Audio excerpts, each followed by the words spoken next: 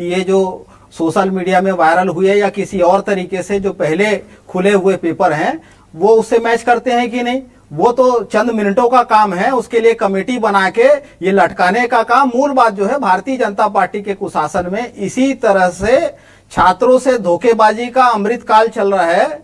आपने एसआई भर्ती की बात कही, सोशल मीडिया में आप जैसे तमाम पत्रकारों ने सैकड़ों नामों पर आपत्ति की, उसमें कुछ जो स्पष्टीकरण निश्चित तौर पर पीएससी के तरफ से आया, स्पेस कुमारी का आज तक स्पष्टीकरण नहीं आया, ऐसे सैकड़ों नाम हैं। तो इस सरकार में परीक्षा एजेंसियों पर आरोप लगते हैं तो वो खुद के खिलाफ लगे आरोप पर खुद ही स्पष्टीकरण देके बरी हो जाते हैं। जांच तो केवल लटकाने का बहाना है।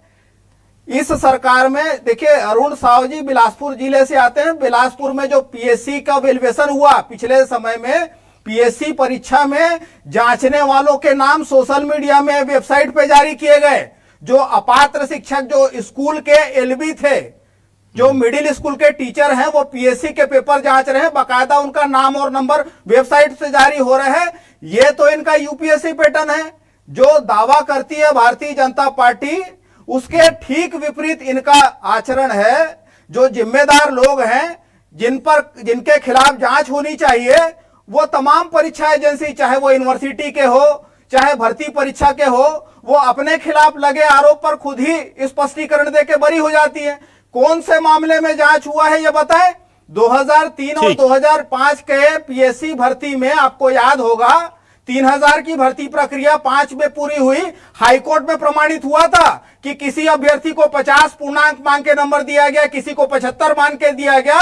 सेम सब्जेक्ट में किसी पर स्केलिंग लागू किया गया, किसी पर नहीं लागू किया गया। उस मामले में हाईकोर्ट ने पूरी सूची निरस्त की थी, गड़बड़ी प्रमाणित हुआ था। लेकिन भाजपा की सरकार ने उनको अवसर दिया और पक्ष नहीं रखा गया शासन का। सुप्रीम कोर्ट से स्टे दिला के 3-3 प्रमोशन दे दिए। उसमें से कई लोगों को आईएएस अवार्ड हो गया, आज भी नौकरी कर रहे हैं। ठीक है। तो पात्र अभ्यर्थियों के हकों का गला घोटना भारतीय जनता पार्टी की संस्कृति हो गई है। जो शिक्षा का मंदिर है वो संघियों का चारागाह बन गया है। अयोग्य लोगों को रजिस्ट्रार कुलपति बना के बैठाया जा रहा है और उसी का परिणाम है कि नौकरियां बेची जा रही है, परीक्षा के प्रश्न पत्र बेचे जा रहे हैं और शिक्षा के स्तर को लगातार गिराने का षड्यंत्र रचा जा रहा है। किसी पे कोई कार्रवाई नहीं हुई पिछले 2.5 साल में। बता दें, जितनी भर्ती परीक्षा है, प्रमोशन परीक्षा है, स्कूल के पर्चे लीक हुए हैं, किस पर कार्रवाई हुई? एक नाम बता दें ठीक है, साबित हुआ हो। ठीक है सुनील चौधरी जी, मेरा देखिए बहुत बहुत लॉजिकल सवाल है कि भाई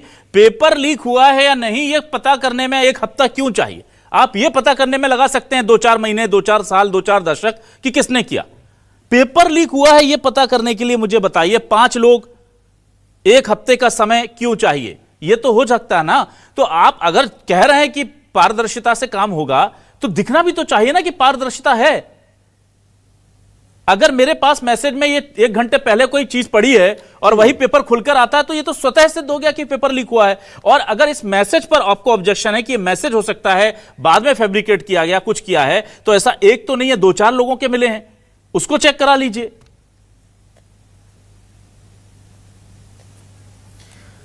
अभिलाष जी देखिए, कोई भी प्रक्रिया है, कानूनन प्रक्रिया है, विधिक प्रक्रिया है, उसका पालन करना अनिवार्य होता है।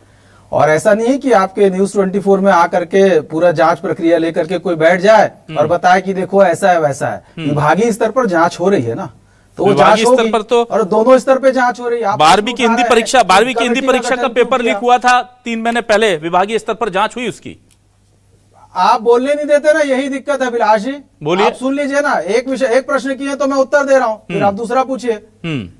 आपने एक और कहा अभी कि आप कह रहे हैं कि जांच कमेटी बनी है, फिर दूसरी ओर कहते हैं एफआईआर हो गई। क्यों दोनों एक साथ नहीं हो सकता क्या? ऐसा कहां पर है कि दोनों एक साथ नहीं हो सकता? विभागीय स्तर पर यदि हुआ है तो विभाग में जांच होगी, और यदि मान लो सोशल मीडिया पे कहीं पर कुछ है तो उसको कौन जांच करेगा? पुलिस ही तो जांच करेगी, साइबर सेल ही तो जांच करेगा। तो दोनों स्तर पे जांच होगी और जो भी होगा वो बिल्कुल समझ में आएगा, आपके चैनल में भी पता चलेगा, सब लोग दिखाएंगे उसको। कांग्रेस शुरू से भ्रम फैलाने का काम करती है। अभी पिछली बार हुआ था, नाम पर भ्रम, आज तक भ्रमित है कांग्रेस, और वो लोग सामने आ गए, वो आकर के स्पष्टीकरण दिए। और मैं तो ये पूछना चाहता हूं कि पीएससी पर इतना बड़ा मामला 2003 में ही लोग बात कर रहे हैं या भूपेश बघेल जी के समय में हुआ, क्या कार्रवाई किए थे भूपेश बघेल जी? कोई जांच कराए थे? कांग्रेस सरकार क्या कार्रवाई की थी? कोई कार्रवाई की नहीं थी। सारे इनके अधिकारियों के और इनके रिश्तेदार असिस्टेंट प्रोफेसर से लेकर के पीएससी के पदों की जो बंदरबाट हुई, एक कार्रवाई नहीं की उसमें कार्रवाई करना था ना। क्या जांच हुई? ईओडब्ल्यू, ईडी, सीबीआई, इस स्तर तक के भारतीय जनता पार्टी ने जांच को पहुंचाया। ये तो सीबीआई को बैन करके रखे थे कि छत्तीसगढ़ में घुसने नहीं देंगे। ठीक है। और अभी ये बड़ी बड़ी बात करते हैं, केवल भ्रम फैलाने का काम। छात्रों का भविष्य तब नहीं था, छत्तीसगढ़ के युवाओं का भविष्य तब नहीं था, तब समझ नहीं आता था। हमारी सरकार हर ऐसी अनियमितताओं पर सीना ठोक के कार्रवाई करती है, किसी कार्रवाई से कोई डरते नहीं है। हाँ ठीक है, जांच में हो सकता है कि थोड़ा समय और लग जाए, 1 हफ्ते की जगह 15 दिन लगेगा, लेकिन दोषी नहीं बख्शा जाएगा, ये 100% गारंटी है। सुनील जी, वो सवाल आप छोड़ गए, फिर मैं इसीलिए सवाल पूछता हूं, आप नाराज हो जाते हैं। मुझे बताइए, 12वीं की हिंदी का पेपर लीक, विभागीय परीक्षा उसकी जांच कर रही, विभागीय समिति उसकी जांच कर रही थी, उसका रिजल्ट तो बता दीजिए। दोबारा पेपर करा लिया मतलब खत्म, मतलब पेपर लीक हो गया तो हम कमेटी बना देंगे, दूसरी बार परीक्षा दे तो आके दिक्कत क्या है? पेपर हो गया, आप घर जाओ। ऐसा थोड़ी चलेगा ना साहब। आप बोलते हैं कि आप भरोसा रखिए, आपका पुराना जो अनुभव है अगर वो भरोसे के लायक होगा तो भरोसा होगा, फिर सवाल नहीं उठेगा। लगेगा कि नहीं यार, उसमें मामला हुआ था, इतने लोग गिरफ्तार हुए, पेपर लीक हुआ था, ये तमाम चीजें हो गई, उसकी जानकारी भी तो सार्वजनिक करनी पड़ेगी ना हमें। नहीं, बिल्कुल सही बोल रहे हैं आप। यदि कोई विषय है तो उसकी जानकारी सार्वजनिक होना चाहिए। जांच चल रही है तो बिल्कुल सार्वजनिक होना चाहिए। मुझे तो ऐसा लगता है कि राजू शुक्ला जी हमारे राज्यसभा के सांसद हैं, उनके नेतृत्व में एक कमेटी बना लेना चाहिए और यहाँ जांच करा लेना चाहिए बुला करके कि क्या हो रहा है, क्या नहीं हो रहा है, क्योंकि भाई बाकी लोग की भी तो कोई जिम्मेदारी होती होगी। मुझे ऐसा लगता है ये कर लेना चाहिए। भैया देखिए, समझिए, कोई नियम प्रक्रिया से कार्रवाई हो रही तो होगी ना। तो कितने महीने में होगी भाई, ये बता दीजिए। आप लोगों को लगता है कि बच्चों के भविष्य से खिलवाड़ ऐसे ही होता रहेगा? उन अधिकारियों को आप जांच समिति को बनाते क्यों हैं जो 3-3 महीने तक रिपोर्ट नहीं दे पाते? उन्हें टाइम दीजिए ना, उन्हें डेडलाइन दीजिए। चाहे उसकी जांच रिपोर्ट आप जिससे करानी उससे कराइए, गृह मंत्री से कराइए या किसी और से कराइए, जिससे करानी आप कराइए, पर कोई तय समय सीमा तो हो, क्योंकि हजारों बच्चों का भविष्य का सवाल है। कराइए, जिससे जांच करानी है आप कराइए, पर रिजल्ट तो बताइए कि इस जांच का ये रिजल्ट है। बिल्कुल रिजल्ट बताएंगे अभिलाष जी। अभिलाष जी रिजल्ट बताएंगे, आपके चैनल में रिजल्ट पता चलेगा। और भाजपा की सरकार है, रिजल्ट ही बताती है। लगातार आप देखेंगे, कांग्रेस जैसे नहीं कि सेलेक्टिव राजनीति करती हो। झारखंड के बच्चे इनके अपने नहीं है, इनके समय में अपना होगा। आपके दिल्ली के नहीं है, अपने नहीं है, उनके झारखंड के नहीं है। भाजपा की सरकारें हैं, ये बात करेंगे जहां पर इनको, यही तो दिक्कत है सियासत की। राजनीति में अच्छा लगे धर्मेंद्र जायसवाल जी के पास आता हूं। धर्मेंद्र जायसवाल जी, भारतीय जनता पार्टी को बदनाम किया जाए, ये इन विषयों पर बात करती है कांग्रेस। जरा अपने विषय, मैं तो पूछ रहा हूं ना, आप पूछिए ना भूपेश बघेल जी ने क्या कार्रवाई किया था। पीएससी पर इतने लोगों ने आरोप लगाया, भूपेश बघेल जी ने क्या कार्रवाई किया? कोई जांच करवाई, किसी को सस्पेंड किया, और कितने सारे लोगों का स्पष्टता से प्रमाण है और सारे मामले न्यायालय में चल रहे हैं। बिल्कुल, क्या कार्रवाई हुई वो भी तो प्रश्न करना चाहिए। आज तक के, अरे हम तो जांच कर भी रहे हैं, इन्होंने तो जांच की ही नहीं, कभी जांच की तरफ आगे ही नहीं बढ़े। चलिए धर्मेंद्र जायसवाल जी के पास आने दीजिए। कांग्रेस की धर्मेंद्र जायसवाल जी, ये बड़ा अच्छा है कि वहां पर पीएससी घोटाले की जांच नहीं हुई थी। हम तो जांच तो एटलीस्ट कर रहे हैं, नतीजा आए नहीं आए, दोषियों का पता लगे ना लगे, पर ये तो बीजेपी कांग्रेस एक दूसरे के कोर्ट में बॉल डालती रहती हैं। पर मुझे ये बताइए कि ये मामला बीजेपी कांग्रेस को सियासत से थोड़ा ऊपर उठकर नहीं देख लेना चाहिए क्या? क्योंकि जैसे ही कांग्रेस ने आरोप लगाए थे उन नामों को लेकर, मुझे अच्छे से याद है, डिबेट में उस सब्जेक्ट को जाने से पहले हमने अपने संवाददाता सत्या राजपूत से कहा कि पता कीजिए कि न्यूज कुमार नाम का कोई व्यक्ति है जिसका सिलेक्शन हुआ है, पता कीजिए ये जो नाम कांग्रेस ने लिए हैं, भूपेश बघेल ने लिए हैं, नाम के हैं कि नहीं। और सबसे पहले न्यूज 24 ही वो चैनल था, सुनील चौधरी जी, जिसने उस बच्चे का इंटरव्यू चलाया था कि हाँ मेरा नाम न्यूज कुमार है और मेरा सिलेक्शन हुआ है, बोलिए। और उसने ये भी बताया था कि न्यूज से उसका कुमार का नाम हट गया। तो छात्रों का जहां हित होगा भाई साहब, वहां तो हम आएंगे, आवाज उठाएंगे। कई बार आपको चुप जाएंगे, कई बार कांग्रेस को चुप जाएंगे।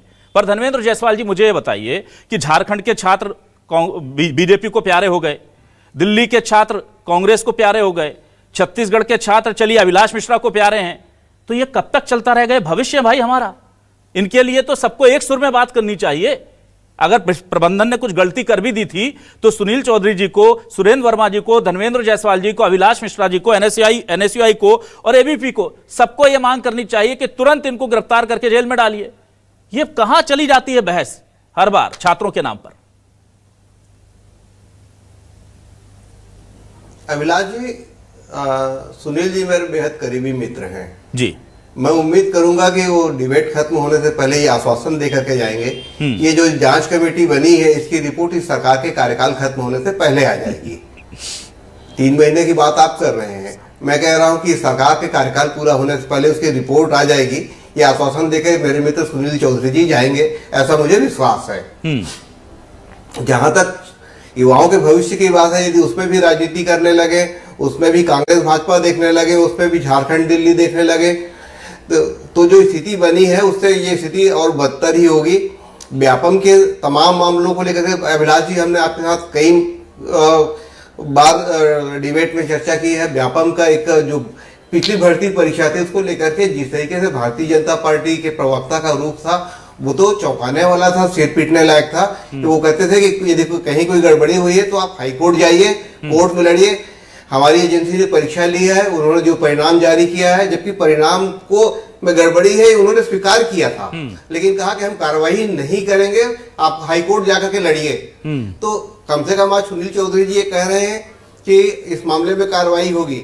वो कह रहे हैं कि 2 अलग अलग एजेंसी मतलब जांच कमेटियां हैं, उसमें टकराव नहीं होगा।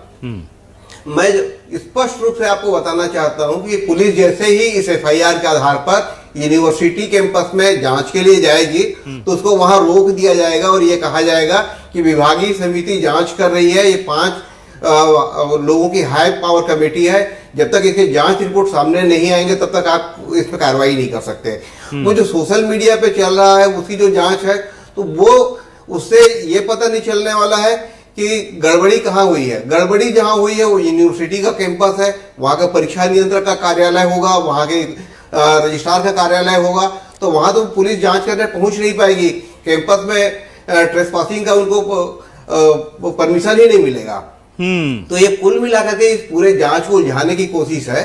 आज ही कुल सचिव और परीक्षा नियंत्रक को हटा देते, उसकी जगह दूसरी नियुक्ति कर देते और उनको नई परीक्षा कराने की जिम्मेदारी दे देते तो लगता कि हाँ सरकार इस मामले में गंभीर है।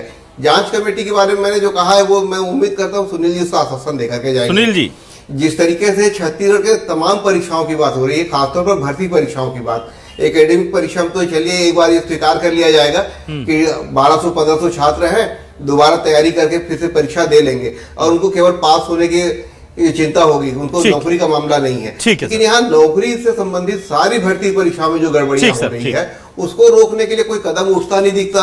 ठीक है, जिस तरीके से व्यापम में गड़बड़ियां हुई, जिस तरीके से पीएससी में गड़बड़ियां हुई, उन गड़बड़ियों को रेक्टिफाई करके उसको ठीक करने उसके लिए कोई नया सिस्टम बनाने की बात कभी नहीं होती। ये चिंता की बात ज्यादा बड़ी है। राजनीतिक दल अपनी राजनीतिक मुद्दों की लड़ाई लड़ते रहेंगे, लेकिन छात्र हितों को लेकर के, युवाओं के हितों को लेकर के, जो बेरोजगार हैं उनके साथ अन्याय न हो, इसको लेकर के भी कोई कार्रवाई होती दिखाई दे तो अच्छा लगेगा। दोनों राजनीतिक दल एक साथ आकर के इस मामले में बात करें तो ज्यादा अच्छी स्थिति बनेगी। ठीक है, तो पीएससी, छत्तीसगढ़ पीएससी से लेकर यानी कांग्रेस के शासनकाल से लेकर एग्रीकल्चर की बीएससी तक कुछ हालात नहीं बदले ऐसा लगता है। बस इतना बदल जाता है कि जो बयान आज सुरेंद्र वर्मा जी दे रहे हैं वो उस वक्त सुनील चौधरी जी देते थे, और जो आक्रोश सुनील चौधरी जी आज दिखा रहे हैं वो उस वक्त सुरेंद्र वर्मा जी दिखा देते थे हमें। थोड़ा सा भाई हालात बदलिए, चेहरे बदलने से क्या होगा, व्यवस्था परिवर्तन होना चाहिए, छात्रों को भरोसा होना चाहिए कि नकल नहीं हो रही है, हमारी परीक्षाएं पारदर्शिता से हो रही हैं। ऐसा नहीं होता तो दिल्ली से लेकर झारखंड और रायपुर से लेकर मध्य प्रदेश तक ये हंगामे नहीं होते। थोड़ा सा एक बार सोचना पड़ेगा, हमारे भविष्य के साथ खिलवाड़ है। बीजेपी और कांग्रेस तो ठीक है पार्टी हैं, पहले नहीं थी, अभी हैं, आगे का भरोसा नहीं है। युवा शक्ति तो रहेगी ना, और युवा शक्ति रहेगी तो देश की अस्मिता बची रहेगी। बहुत शुक्रिया करता हूं सुनील जी आपका, सुरेंद्र जी और धनवेंद्र जायसवाल जी हमारे साथ जुड़ने के लिए, इस डिबेट का हिस्सा बनने के लिए। तमाम दर्शकों का शुक्रिया, नमस्कार।